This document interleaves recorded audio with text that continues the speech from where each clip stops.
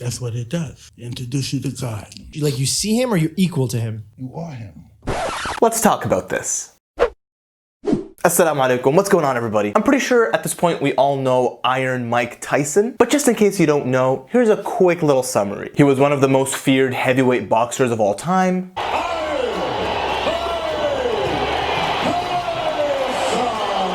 I'm the most brutal and vicious and most ruthless champion there's ever been. Later on in his life, he became more of a lovable character in movies like The Hangover. Quiet. Mike Tyson?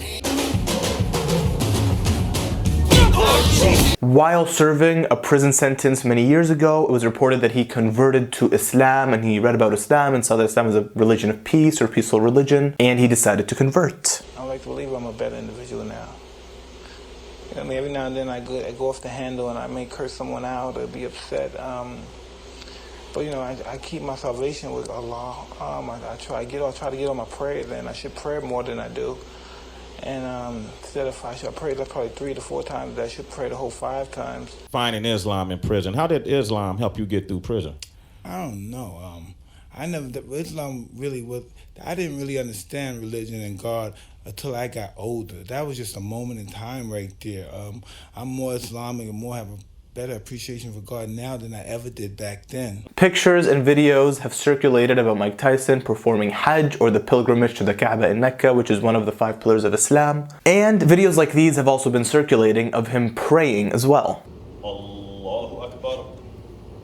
Allahu Akbar. Sami'a Allahu liman hamida. Allahu Akbar.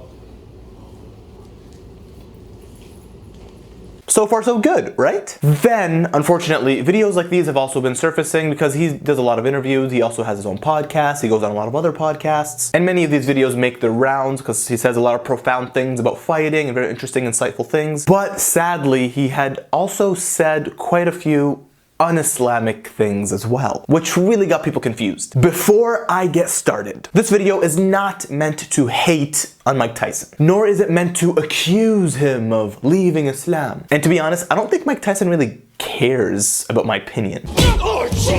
This is simply to clarify some of the statements that he made and discuss them and clarify them to some Muslims and non-Muslims alike who have watched these videos and were left a little confused. In this video on Logan Paul's podcast, he eats a bunch of mushrooms, like a handful of mushrooms, and then he says some very interesting things. 4 grams of dried mushrooms. Mike, you would eat this amount as a daily dose? I'm just getting ready to shove it down. Mike, I've done it after that. 16 times.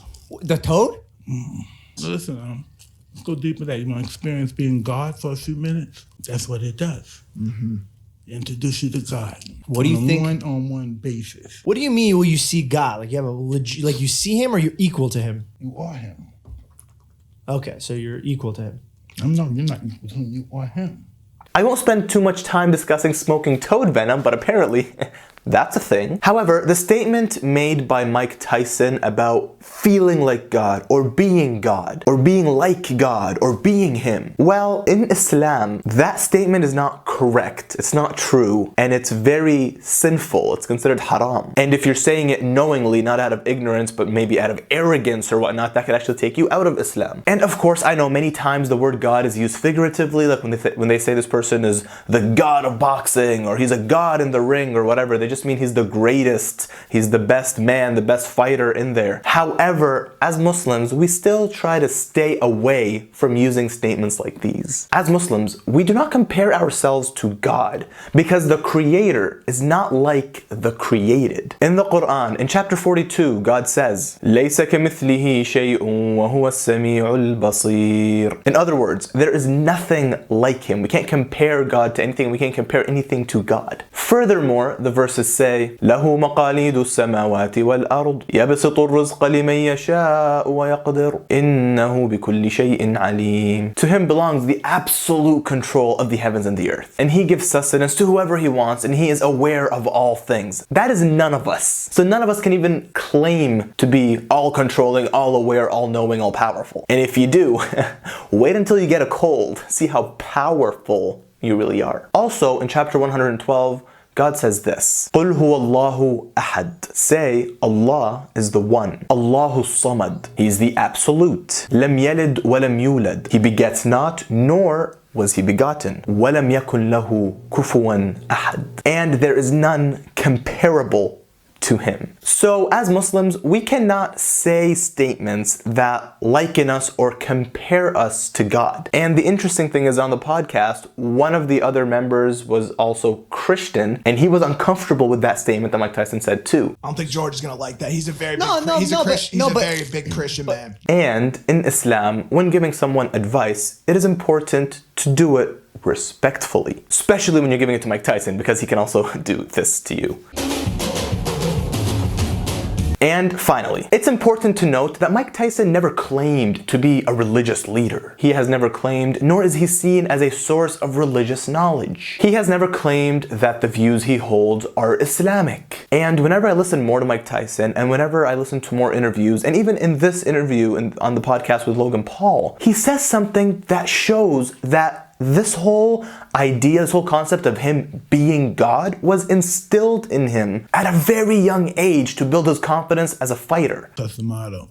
And this guy turned me into a monk. So this is why everybody thinks I'm this guy. This guy turned me into this guy. I was only a 12-year-old kid. This guy turned me into this monk, totally megalomaniac. But I thought that was God. I thought no one could. Oh, because he told me I was. I had a mentor that I idolized. I wanted to make him proud. So I gave up everything for him.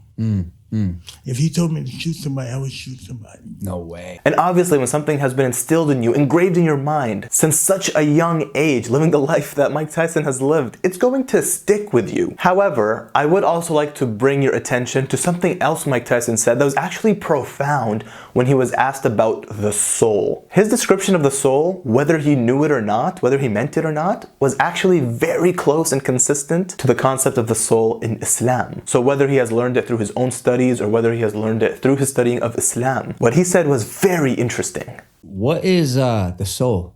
Excuse me? The soul. What is it? What if you had to describe it? What is the idea of a soul? The soul is inconceivable.